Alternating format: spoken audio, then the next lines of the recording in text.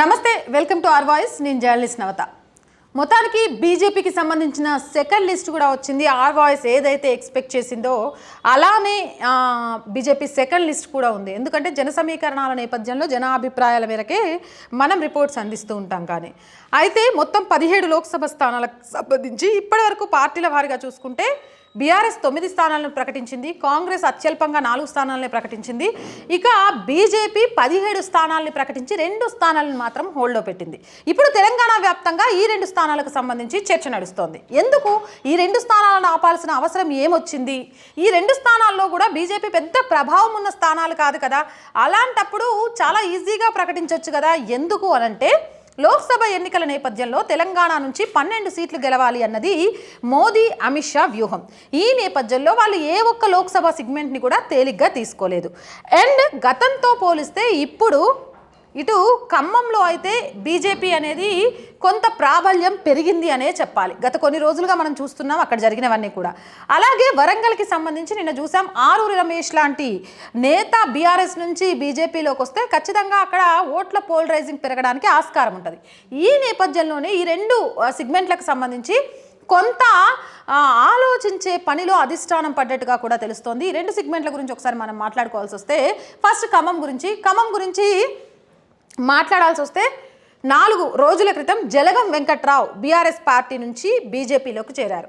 ఇక జలగం వెంకట్రావు గురించి మనందరికీ తెలిసిందే. ఆయన తండ్రి ఉమ్మడి ఆంధ్రప్రదేశ్గా ఉన్నప్పుడు ముఖ్యమంత్రి, అలాగే హోంశాఖ మంత్రిగా కూడా పనిచేశారని విన్నాను. అండ్ ఈయన కూడా గతంలో కాంగ్రెస్ పార్టీలోకి ఉన్నారు. కాంగ్రెస్ పార్టీ నుంచి తర్వాత బీఆర్ఎస్ పార్టీలోకి వచ్చారు. బీఆర్ఎస్ పార్టీ వనమా వెంకటేశ్వరరావుకు సీట్ ఇచ్చినప్పుడు కాంగ్రెస్లోకి వెళ్తారని ఢిల్లీకి వెళ్ళి మంతనాలు జరిపొచ్చారని కూడా వార్తలు వచ్చాయి. కానీ చివరి నిమిషంలో రెబల్గానే పోటీ చేశారు, ఓటమి పాలయ్యారు. కానీ చివరి నిమిషంలో కోర్టుకు వెళ్ళడం ద్వారా ఇంకా ఎన్నికలు వచ్చే ముందు ఈయనే అక్కడ ఎమ్మెల్యే అన్నట్టుగా కూడా కోర్టు నుంచి తీర్పు వచ్చింది. ఇది జలగం వెంకట్రావుకి సంబంధించిన బ్యాక్గ్రౌండ్. అంతేకాదు ఈయన కొంత లెఫ్ట్ వింగ్ ఆలోచన విధానం ఉంది, లెఫ్ట్ పార్టీలో కూడా పనిచేసిన అనుభవం ఉంది. అయితే ఇక్కడ జలగం వెంకట్రావుకు పార్టీ నుంచి జంపు జలానీలుగా వచ్చిన ప్రతి నాయకుడికి చాలా ఈజీగా సీట్లు ఇచ్చినప్పుడు, సైదిరెడ్డి లాంటి వాళ్ళకు కూడా వెంటనే సీట్లు ఇవ్వగలిగినప్పుడు ఎందుకు ఖమ్మంలో జలగం వెంకట్రావుకి ఇవ్వకుండా ఆపారు అంటే ఇక్కడే అసలు ట్విస్ట్ ఉంది. ఎందుకు అనంటే గత కొన్ని రోజులుగా, కొద్ది కాలం క్రితమే బీజేపీలో జాయిన్ అయిన మరొక స్ట్రాంగ్ లీడర్ వినోద్ రావు బీజేపీలో జాయిన్ అవ్వడానికంటే ముందే ఈయన కూడా ఖమ్మం వాస్తవ్యులే, సత్తుపల్లి ఈయనది కూడా ప్రాపరు. ఈ నేపథ్యంలో ఆయన కుటుంబీకులు, అలాగే ఈయనకు సంబంధించిన బలగం క్యాడరు, అండ్ ఈయన పెద్ద బిజినెస్ మ్యాగ్నెట్, చాలా స్వచ్ఛంద సంస్థలు ఉన్నాయి. వీటి ద్వారా ఖమ్మం జిల్లా వ్యాప్తంగా చాలా కార్యక్రమాలు చేశారు. అయితే ఎప్పుడైతే తను రాజకీయాల్లోకి రావాలనుకున్నారో దానికి ముందే, అంతేకాదు ఈయన కుటుంబానికి సంబంధించి భద్రాచలం శ్రీరాముల వారితో ముడిపడి ఉంది. ఎందుకంటే వీళ్ళ తాతలు భద్రాచలం శ్రీరాముల వారి దగ్గర ట్రస్టీగా పనిచేశారు అని విన్నాం. ఈ నేపథ్యంలో అక్కడ అయోధ్యలో రామ్లల్లా విగ్రహ ప్రతిష్ఠ జరుగుతున్న టైంలో ఇంటింటి అక్షంతల కార్యక్రమంలో కానివ్వండి, అయోధ్య రామ్లల్లా విగ్రహ ప్రతిష్ఠ జరిగే టైంలో ఖమ్మంలో పెద్ద ఎత్తున రామనామస్మరణ చేయించడంలో కానివ్వండి, ఊహించని విధంగా ఇక్కడ ఎందుకంటే మరి కేసీఆర్ సెంటిమెంటో ఏమో తెలియదు కానీ భద్రాచలం రాముల వారిని మాత్రం డెవలప్ చేయలేదు. ఇక్కడ ఎన్ని రాజకీయ పార్టీలు, కాంగ్రెస్ చూసాము, బీఆర్ఎస్ చూసాము, అంతకు ముందు చూసాము, కానీ భద్రాచలం రాముల వారి విషయంలో కానీ ఖమ్మంలో హైందత్వాన్ని తట్టిలేపిన విషయంలో కానీ చాలా తక్కువ మంది పనిచేశారు. అక్కడంతా కమ్యూనిస్టు భావజాలాన్నే ప్రజల్లోకి తీసుకెళ్లే ప్రయత్నం చేశారు. కమ్యూనిస్టు భావజాలంతో మాత్రమే అక్కడ ఖమ్మం సెగ్మెంట్ ఉండేది. కానీ తట్టి లేపితే ప్రతి ఒక్కరిలో కూడా రాముల వారి భక్తులు, ఆంజనేయ స్వామి లాగా ఉవ్వెత్తున హిందుత్వాన్ని కాపాడడానికి ముందుకొచ్చే వానర సైన్యం ఉంది అనేది మాత్రం నిజంగా వినోద్ రావు గారు స్టార్ట్ చేసిన తర్వాతే అక్కడ స్టార్ట్ అయిందని చెప్పొచ్చు. అండ్ ఆ తర్వాత అయోధ్య రామ్లల్లా విగ్రహ ప్రతిష్ఠ తర్వాత, అక్షంతల పంపిణీ తర్వాత ఆ ప్రభావం ఏ మేరకు ఖమ్మం సెగ్మెంట్లో కనిపిస్తుంది అని తెలుసుకోవడానికి విశ్వ హిందూ పరిషత్ చేసిన త్రిశూల దీక్ష కార్యక్రమం, దానికి కూడా నేతృత్వం వినోద్ రావే వహించాడు. అక్కడ చాలా తండాల నుంచి, గ్రామాల నుంచి పెద్ద ఎత్తున వచ్చి గుజరాత్లో బీజేపీ అధికారంలోకి రావడానికి కారణం ఇదే త్రిశూల దీక్ష. అదే త్రిశూల దీక్షను ఖమ్మం సెగ్మెంట్ కొత్తగూడెంలో పెట్టి చుట్టుపక్కల వాళ్ళందరినీ రప్పించి పోలరైజ్ చేశారు. ఒక రకంగా చెప్పాలి అనంటే ఇప్పటి వరకు అక్కడ కార్యకర్తలకి ఎవరికి చెప్పాలి, ఎక్కడికి వెళ్ళాలి, ఏం చేయాలి, ఇక్కడున్న హిందుత్వవాదులు తట్టి లేపాలంటే ఎలాంటి కార్యక్రమాలతో వెళ్ళాలి అని చెప్పడానికి ఒక సమాధానంగా వినోద్రావు దొరికాడు. ఈ విషయం అధిష్టానానికి కూడా తెలుసు చాలా క్లియర్గా. వినోద్రావుకు ముందు ఎలా ఉంది ఖమ్మం, వినోద్రావు తర్వాత ఖమ్మంలో ఎలా కొంత భావజాలాన్ని లేపాడు, బీజేపీ భావజాలాన్ని అండ్ అనే విషయాల్లో చాలా అబ్జర్వేషన్ చాలా క్లీన్గా చేశారు. అండ్ వినోద్రావుకి ఎందుకు ఇవ్వకూడదు సీటు అని చెప్పడానికి కారణాలు దొరకలేదు వాళ్ళకి. ఈ నేపథ్యంలో ఇటు వినోద్రావా అటు జలగం వెంకట్రావా ఎవరికి సీట్ ఇవ్వాలి, ఈ డైలమాలో అధిష్టానం ఉన్నట్టుగా కొంత చర్చ నడుస్తోంది బీజేపీ కార్యకర్తల్లో ఖమ్మం జిల్లా వ్యాప్తంగా కూడా.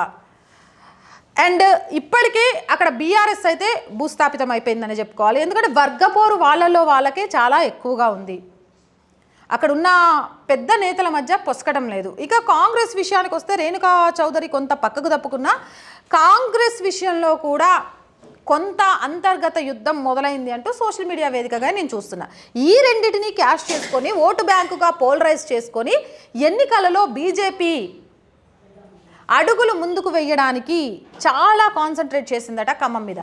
అండ్ ఖమ్మం బార్డర్ మొత్తం ఆంధ్రాతో కలిసి ఉంటుంది చాలా వరకు కూడా ఈ సిగ్మెంట్కి సంబంధించి. ఈ నేపథ్యంలో అవతల వైపు టీడీపీతో పొత్తు పెట్టుకోవడం అండ్ జనసేనతో పొత్తు పెట్టుకోవడం ఎందుకు, ఖమ్మం జిల్లాలో చాలా సిగ్మెంట్లలో జనసేన పోటీ చేసింది, డిపాజిట్ కూడా రాలేదు కదా. అంటే జనసేన నాయకుడు వేరు, ఇక్కడ నిలుచునే నాయకులు వేరు. బీజేపీ పేరుతో నిలబడ్డ నాయకులకు ఉండే చరిష్మా వేరే ఉంటుంది, యాక్సెప్ట్ చేయాల్సిందే మనం. ఈ నేపథ్యంలో వీళ్ళకు అటు జనసేన కార్యకర్తలు, టీడీపీ కార్యకర్తలు, అలాగే హిందుత్వవాదులు వీళ్ళంతా కనుక మద్దతు తెలిపితే గట్టి పోటీ ఇవ్వడంలో బీజేపీ ముందుంటుంది. ఒకప్పుడు లేదు అన్న స్థాయి నుంచి గట్టి పోటీ ఇచ్చే స్థాయికి చెప్పలేము. బండ్లు ఓడలు అవుతాయంటారు కదా, అలా ఖమ్మంలో కాషాయ జెండా ఎగిరినా కూడా ఆశ్చర్యపోనవసరం లేదు అంటున్నారు అక్కడున్న విశ్లేషకులు. ఈ నేపథ్యంలోనే వీళ్ళిద్దరి మధ్యలో డైలమాలో ఉండి అధిష్టానం నిర్ణయం తీసుకోలేకపోయిందని, చివరి నిమిషంలో ఉత్కంఠభరితంగా ఈ ఇద్దరి మధ్యలో అభ్యర్థి ఎవరు అన్నది బయటికి రాబోతోందని ఒక వార్త మాత్రం హల్చల్ చేస్తోంది. ఇక వరంగల్ విషయానికి వస్తే కృష్ణప్రసాద్ ఐపీఎస్ బరిలో ఉండాల్సింది, కానీ ఆరూరి రమేష్ ఎప్పుడైతే బీజేపీలోకి వస్తారు అని ఒక వార్త వచ్చిందో ఆ నేపథ్యంలో దీన్ని కూడా హోల్డ్లో పెట్టారు. అయితే నిన్న దీనికి సంబంధించి ఒక రాజకీయ నాటకం తెరలేసిందని చెప్పాలి. కేసీఆర్కి పాపం క్యాండిడేట్లు దొరక్క ఎత్తుకుపోయే పరిస్థితికి వచ్చిండ్రు. తీసుకెళ్లడము, ప్రెస్ మీట్ పెట్టించి మరి బలవంతంగా చెప్పించారో ఆయన మనస్ఫూర్తిగా చెప్పారో కానీ నేను అమిత్ షాని గెలవలేదు, బీజేపీలోకి వెళ్ళట్లేదు అని చెప్తున్నారు. అది కనుక వాస్తవం అయితే కృష్ణప్రసాద్ ఐపీఎస్కి క్లియర్ ఇక్కడ సీటు. కానీ ఒకవేళ ఆరూరి రమేష్ జాయిన్ అవుతే మాత్రం మళ్ళీ ఇక్కడ సేమ్ సీన్. కొంత ఆరూరి రమేష్కి క్యాడర్ ఉంది కాబట్టి ఆ క్యాడర్ బీజేపీకి ప్లస్ అయ్యే అవకాశం ఉంటుంది అని ఆలోచిస్తున్నారు. ఈ నేపథ్యంలోనే ఆ సీట్ని కూడా హోల్డ్లో పెట్టినట్టుగా తెలుస్తోంది. ఏదేమైనా కానీ పార్టీలో కొత్తగా చేరిన వాళ్ళకే అత్యధిక సంఖ్యలో సీట్లు ఇస్తున్నారు బీజేపీ అనే ఒక భావన బీజేపీ కార్యకర్తల్లోకి వెళ్తుంది అనేది మరొకరి వాదన. ఏదేమైనా అధిష్టానం ఈ విషయంలో కలుగజేసుకొని ప్రజల్లో కార్యకర్తల్లో ఉన్న సందేహాలను ఎంత త్వరగా అయితే అంత తొందరగా నివృత్తి చేస్తే తప్ప బీజేపీ ఇక్కడ 12 అనుకున్న స్థానాలను గెలుచుకోవడానికి ఆస్కారం ఉండదు. ఈ విషయంలో రేపు ఎల్లుండి మోదీ ఇక్కడ పర్యటన ఉంది కాబట్టి ఆయన ఏం చెప్తారు అనేది కూడా ఆసక్తికరంగా మారింది. మీరేమనుకుంటున్నారు అనేది కింద కామెంట్ సెక్షన్లో తెలియజేయండి. మోర్ వీడియోస్ కోసం మన ఛానల్ వెంటనే సబ్స్క్రైబ్ చేయండి. ఈ వీడియో నచ్చిందా లైక్ చేయండి, షేర్ చేయండి.